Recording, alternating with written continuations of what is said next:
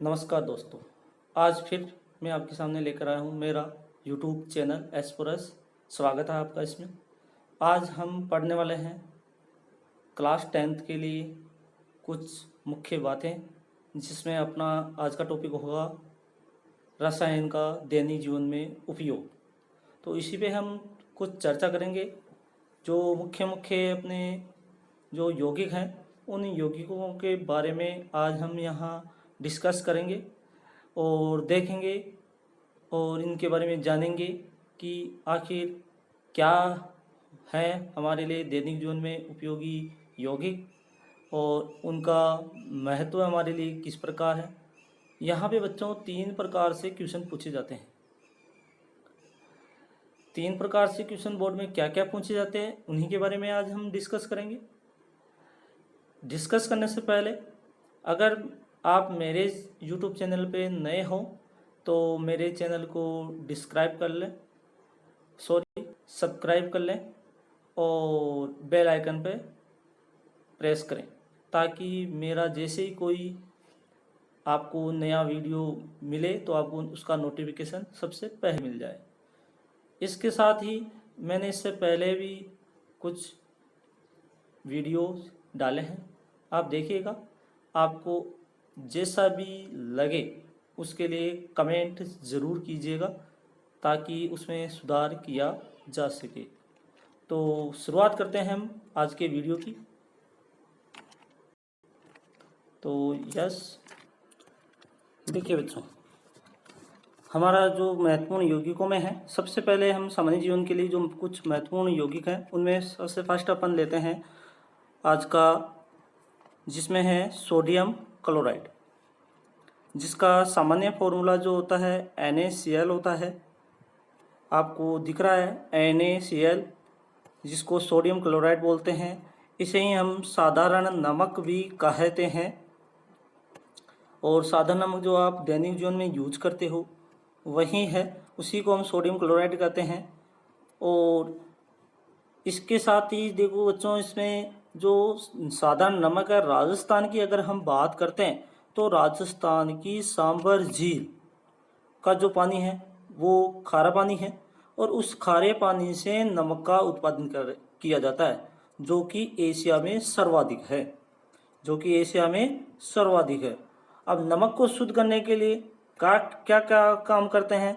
इसको शुद्ध करने के लिए HCl गैस, हाइड्रोक्लोरिक जो गैस है, उसको इस नमक में प्रवाहित करवाया जाता है, और इस नमक में प्रवाहित करवाने पर NaCl यानी कि सोडियम क्लोराइड शुद्ध रूप में हमको प्राप्त हो जाता है।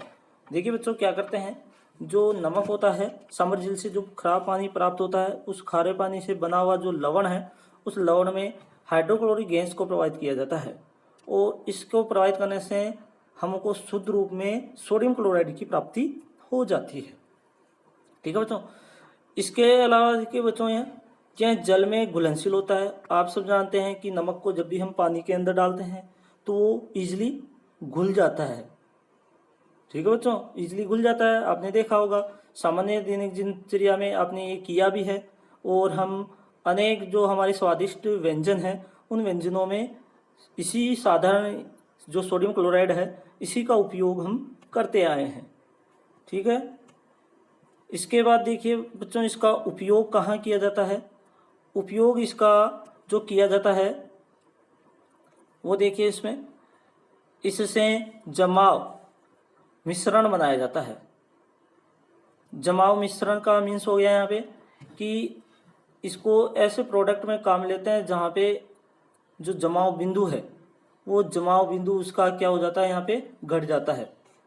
जैसे कि आइसक्रीम बनाते हैं, तो आइसक्रीम जब जमाते हैं तो जमाने के लिए जिस रूप में अपन जहाँ, या जैसे आपने देखा हो, जो आइसक्रीम बनाने वाले ठेले वाले हैं, वो एक बॉक्स रखते हैं, उस बॉक्स में वो बर्फ़ डाल के रखते हैं, और उस बॉक्स में इनके पास सांचे होते हैं आइसक्रीम जमाने के, उसमें ये मिल्क वगैरह जो भी इनका मिश्रण होता है, आइसक्रीम का पेस्ट, वो डाल देते हैं। उसके बाद उनके बर्फ़ के टुकड़ों के अंदर रख देते हैं। अब वो बर्फ़ इतने लंबे टाइम तक कैसे चलेगी? उसके लिए क्या करते हैं, वहाँ पे वो ठेले वाला उसमें सोडियम क्लोराइड को मिलाता है। क्या मिलाता है उसमें? सोडियम क्लोराइड को मिलाता है उसमें। और सोडियम क्लोराइड के मिलाने से क्या होता है कि वहाँ पे अधिक ठंडक, यानी कि उसका जमाव बिंदु जो है नज़दीक आ जाता है, जिससे वो आइसक्रीम का पेस्ट वहाँ पे जम जाता है। इसके अलावा बच्चों, जैसे कि जो सोडियम क्लोराइड है, इसका कुछ खाद्य पदार्थों में भी इसका उपयोग किया जाता है, जिनमें सामान्य हम बात करें तो मांस हुआ, मछली हुई, मक्खन हुआ, इनके संरक्षण में भी क्या किया जाता है? इसका उपयोग किया जाता है। संरक्षण का मतलब हो गया बच्चों यहाँ पे कि उनको लंबे टाइम तक खराब होने से बचाया जा सके, इसके लिए भी इसका उपयोग करते हैं। इसके अलावा सबसे देखो मोस्ट जो है साबुन के अवक्षेपण करने में उपयोग। साबुन का अवक्षेपण का मतलब साबुन निर्माण की जो प्रक्रिया है, उस प्रक्रिया में भी इसका इम्पोर्टेंस होता है। और इसके साथ साथ हम ये भी बता सकते हैं कि जो सोडियम क्लोराइड है प्रयोगशाला में अभिकर्मक के रूप में, रिएक्टेंट के रूप में भी काम में आता है। सेकंड अपना लेते हैं इसमें सोडियम कार्बोनेट, जिसका फॉर्मूला है Na2CO3। Na2CO3 याद रह जाएगा आपको, Na2CO3, ठीक है, तो याद रखिएगा। सोडियम कार्बोनेट इसको बोलते हैं। कैसा होता है, इसके गुण क्या हैं, इसकी प्रॉपर्टीज क्या हैं? ये सफ़ेद क्रिस्टलीय ठोस होता है। अगर इसके लवणों को आप लोगे तो ये कैसे दिखेगा? सफ़ेद क्रिस्टलीय दिखेगा, ठोस, ठीक है। इसका जो है कपड़े धोने में, जो कपड़े धोने का सोडा है, इसको सामान्यतः अपन अगर कहें सामान्य किस नाम से जाना जाता है, तो ये जाना जाता है कपड़े धोने का सोडा, या हम इसको कह सकते हैं धावन सोडा। क्या कह सकते हैं इसको? धावन सोडा भी कहा जा सकता है।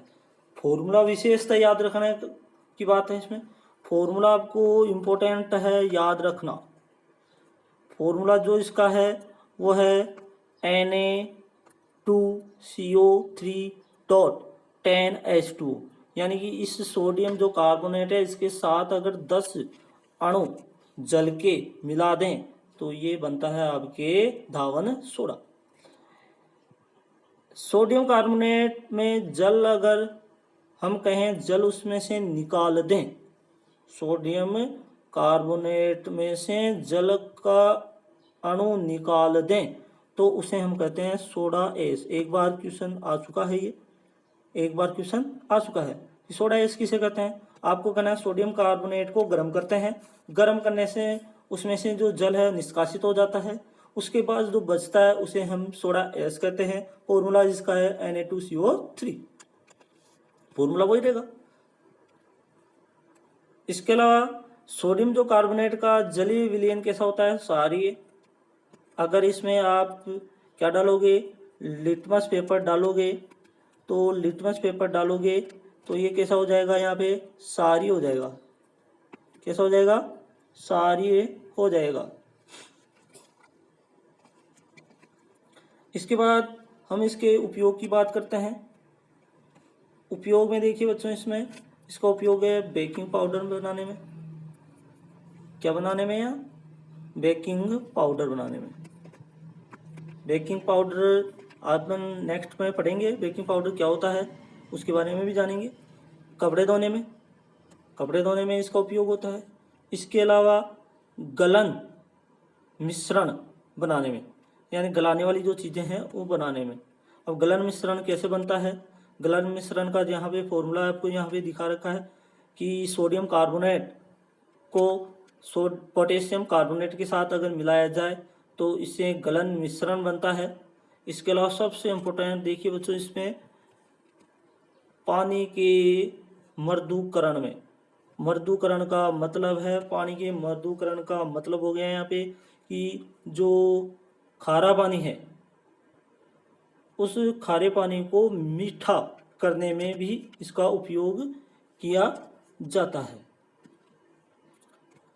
इसके बाद थर्ड नंबर का जो आता है अपने पास, जो है आपके सोडियम बाइकार्बोनेट। सोडियम बाइकार्बोनेट, जिसको हम सोडियम हाइड्रोजन कार्बोनेट भी कहते हैं। जिसे क्या कहते हैं? सोडियम हाइड्रोजन कार्बोनेट भी कहते हैं। यह देखो किस किस काम में आता है। यह आता है आपके खाने का सोडा, इसको कहते हैं। जैसे कि आप क्रेसी पकौड़ा वगैरह बनाते हैं या अपने चूरमा बाटी भी बनाते हैं, तो उसमें इसको डालने से वो थोड़ा क्रेसी यानी कि कुरकुरा टाइप का हो जाता है और स्वादिष्ट हो जाता है। ये मान लीजिए आप कि अधिक स्वादिष्ट बन जाता है, जिसको हम मोरन टाइप बोलते हैं। तो मोरन टाइप का ही हो गया, जिसमें अपन तो तेल वगैरह यूज कर लेते हैं, पर इसको भी डाला जाए तो ये सॉफ्ट बन जाता है। इससे भोजन स्वादिष्ट और सॉफ्ट बन जाता है। इसके अलावा इसके जो लवण है वो क्रिस्टलीय लवण है, ठोस है, ये जल में कम विलय है। जल में मिलाओगे तो ये विलयशील होता तो है पर कम होता है।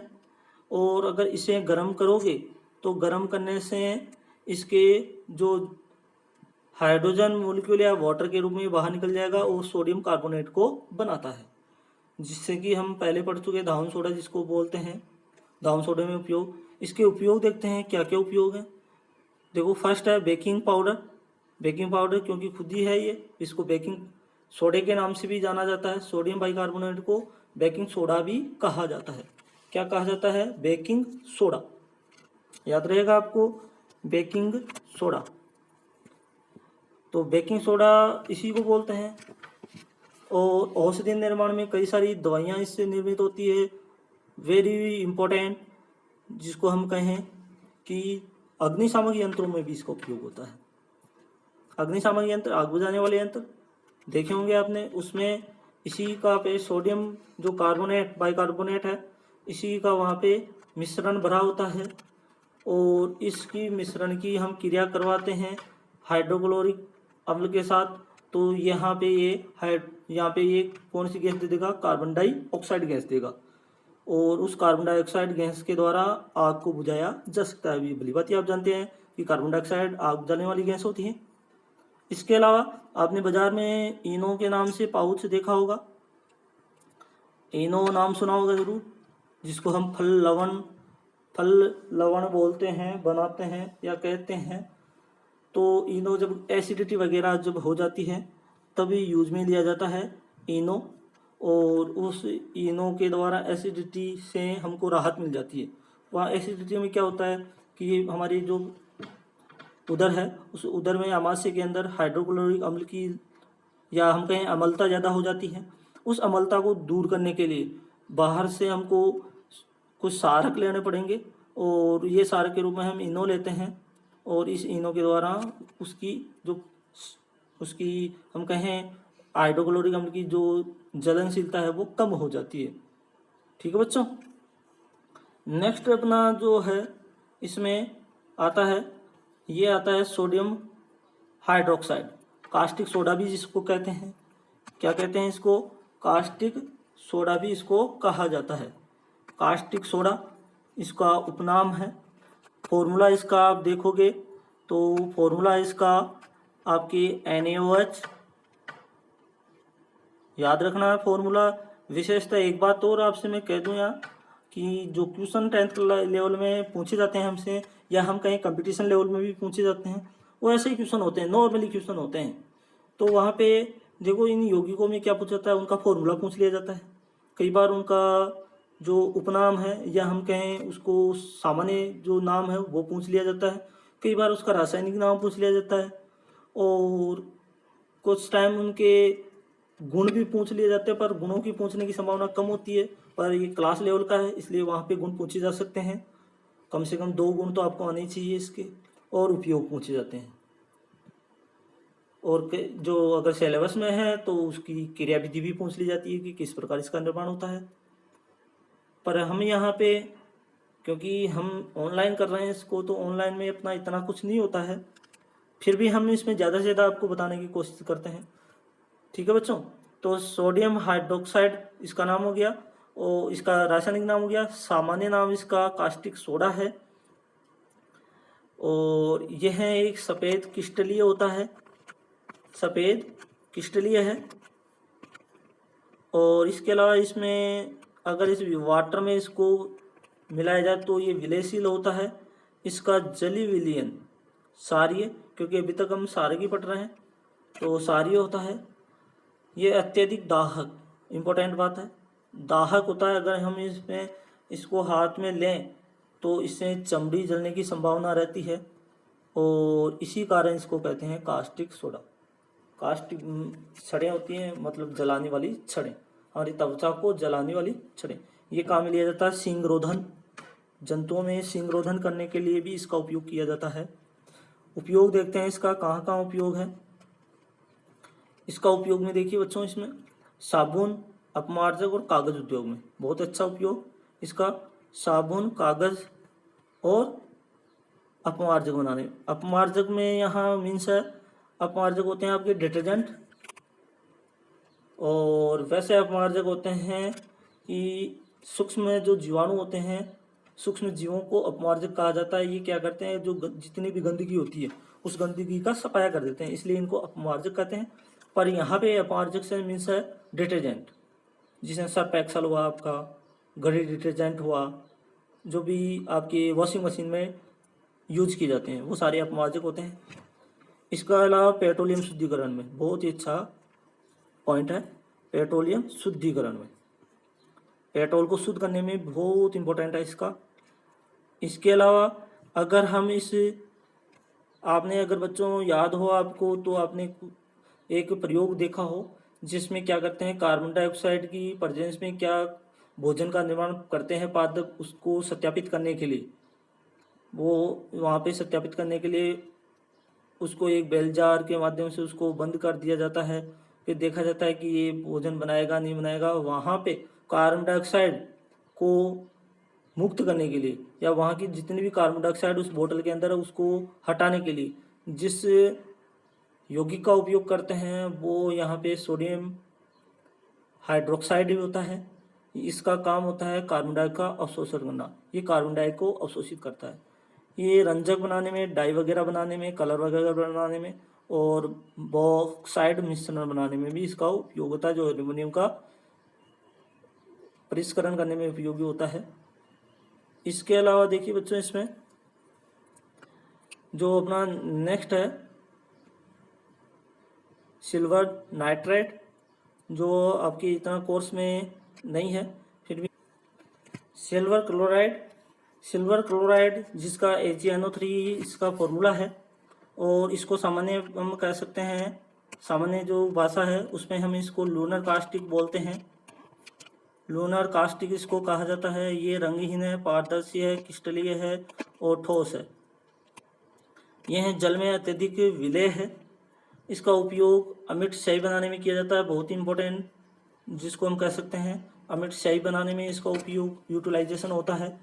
बहुत ही अच्छा क्वेश्चन है। और फोटोग्राफी प्लेट में भी सिल्वर नाइट्रेट का उपयोग किया जाता है। कई बार पूछा गया क्वेश्चन है, कंपटीशन में पूछा गया क्वेश्चन है, तो आपको याद रखना फोटोग्राफी प्लेट में किसका उपयोग किया जाता है, सिल्वर नाइट्रेट का उपयोग किया जाता है। इसके अलावा रजत दर्पण बनाने में, रजत दर्पण हो गए आपके जो मिरर वगैरह हैं, जितने भी आप मिरर वगैरह देखते हो, जो समतल दर्पण वगैरह, उन सब में जो पॉलिश की जाती है उस दर्पण पे, तो वो सिल्वर नाइट्रेट की ही पॉलिश की जाती है।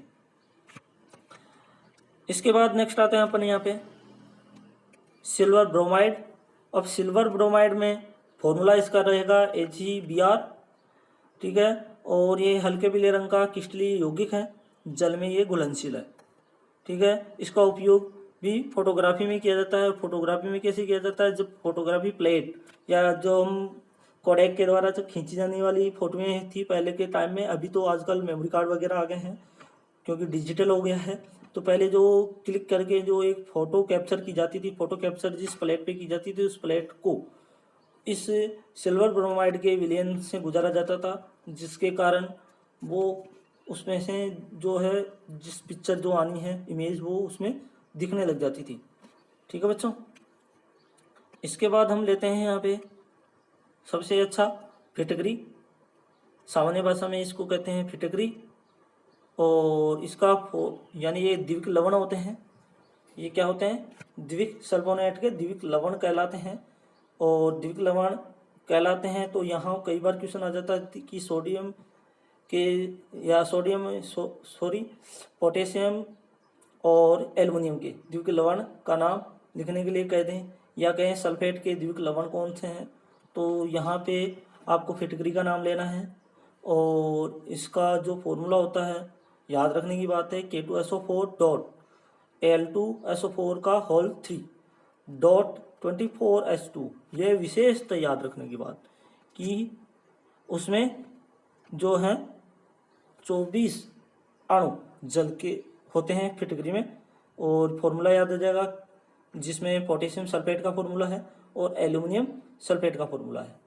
इन दोनों का फॉर्मूला के साथ अगर हम क्या मिला दें, 24 H2O के अणु मिला दें, जल के अणु मिला दें, तो ये फिटकरी बन जाती है। और जल में ये घुलनशील है। और गर्म करने में, अगर इसको गर्म करते हैं तो कई बार, एक बार क्वेश्चन 10th में भी आया हुआ है कि फिटकरी को अगर गर्म किया जाता है तो क्या होता है, गर्म करने से वो फूल जाती है। रीज़न ये है कि गर्म करने पे उसका जो जल है वो जल वाष्पीकृत होने लगेगा और वाष्पीकृत होकर उसमें से बाहर निकल जाएगा। और बाहर निकलते टाइम वो जहाँ से वो निकलेगा बाहर, तो उस कारण से वो फिटकरी क्या हो जाती है, वहाँ पे फूल जाती है। इसके अलावा उपयोग की बात करें तो जल के मर्दूकरण में भी मतलब है शुद्धिकरण में कह सकते हैं, जल का शुद्धिकरण इसके द्वारा किया जाता है। इसके अलावा मर्दूकरण का मतलब है खारे जल को शुद्ध करना, खारे जल को शुद्ध करने में इसका उपयोग है, इंपॉर्टेंस होती है इसकी। तो इसके अलावा देखिए, जल में अघुलनशील कणों के स्कंदन में जल में कई बार अशुद्धियाँ आ जाती है, जैसा कि मैंने आपको पहले बताया कि कई बार जल में क्या हो जाती है, अशुद्धियाँ रह जाती है। उन अशुद्धियों को अगर हम सेडिमिनेशन के द्वारा या उसको पेंदे में बैठाना हो, तो उनको पेंदे में बैठाना हो तो इसके लिए हम क्या कर देते हैं, कई बार फिटकरी डाल देते हैं। फिटकरी डालने से क्या होता है बच्चों, वो फिटकरी डालने से जो है उसके जो अशुद्धियों के जो कण हैं वो नीचे तैलीय टिही में बैठ जाते हैं और अपना जो पानी है वो शुद्ध रूप से प्राप्त हमको हो जाता है। इसके बाद बच्चों हम लेते हैं यहाँ पे जो है अपना नेक्स्ट वाला है वो copper sulphate dot 5H2O। Copper sulphate जिसको कहते हैं हिंदी में सामान्य नाम इसका रहेगा नीला थोथा और रासायनिक नाम इसका कॉपर सल्फेट है। इसको ब्लू विट्रॉल भी कहते हैं, इंग्लिश में ब्लू विट्रॉल या वाइट्रॉल भी कहते हैं इसको। ये नीले रंग का चमकीला पदार्थ है, आसानी से आपको कई जगह देखने को मिल जाता है, कई शॉप वगैरह पे भी आपको मिल जाता है कि चमकीला जो नीले नीले कांच के समान चपकने वाला जो पदार्थ है वो आपके नीला थोथा या ब्लू वाइट्रॉल या हम कहें कॉपर सल्फेट है। यहाँ भी इसके साथ क्रिस्टलीय जल उपलब्ध है। क्रिस्टलीय जल उसको कहा जाता है यौगिक के साथ उपस्थित व निश्चित जल के अणुओं की संख्या, यानी किसी भी यौगिक में अगर निश्चित जल के अणुओं की संख्या है तो हम उसको बोलते हैं क्रिस्टलन जल। इसके उपयोग में देखो, विद्युत लेपन में किया जाता है इसका उपयोग, बैटरियों में इसका उपयोग है। इसके अलावा ये इससे के द्वारा बोर्द्रो मिश्रण बनाया जाता है जो एक प्रकार का कवकनाशी के रूप में काम में लिया जाता है।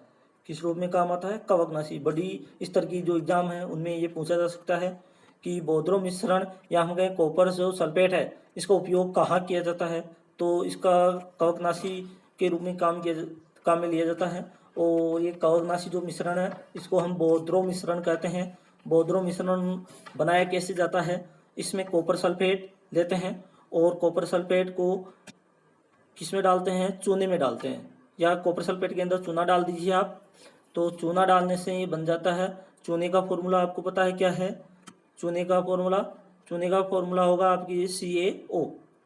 ओके बच्चों, CaO चूने का सूत्र जिसको हम कहते हैं शुष्क या हम कहें बिना बुझा हुआ चूना, ठीक है, उसमें डाल देते हैं तो इससे बोर्द्रो मिश्रण बन जाता है और इसके बाद इसको हम पाउडर के रूप में छिड़क दिया जाता है।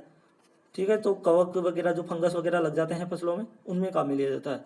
ये वस्त्रों को रंगने में भी काम में आता है और लकड़ी के परीक्षण में भी काम आता है। लकड़ी को अगर सुरक्षित बचाना है लंबे टाइम तक तो इसका कई बार क्या करी जाती है, इसकी पॉलिश कर दी जाती है जिसके द्वारा वो लंबे टाइम तक हमारे को काम में आ जाते हैं। तो ऐसा ही एक यौगिक और है जिसको हम बोलते हैं बच्चों, आपने नाम सुना होगा प्लास्टर ऑफ पेरिस, जरूर सुना होगा आपने प्लास्टर देखिए बच्चों, प्लास्टो पेरिस का फॉर्मूला भी बिल्कुल आपके कॉपर सल्फेट के जैसा ही है। कॉपर सल्फेट पर उसमें जल के अणुओं की जो संख्या है वो अलग है। वो होता है आपके कॉपर सल्फेट, ये तो इस प्रकार लिखा जाता है। पर आप अगर कहेंगे कि जो प्लास्टो पेरिस है, वो प्लास्टो पेरिस का फॉर्मूला आपके जो रहेगा वो रहेगा CaSO4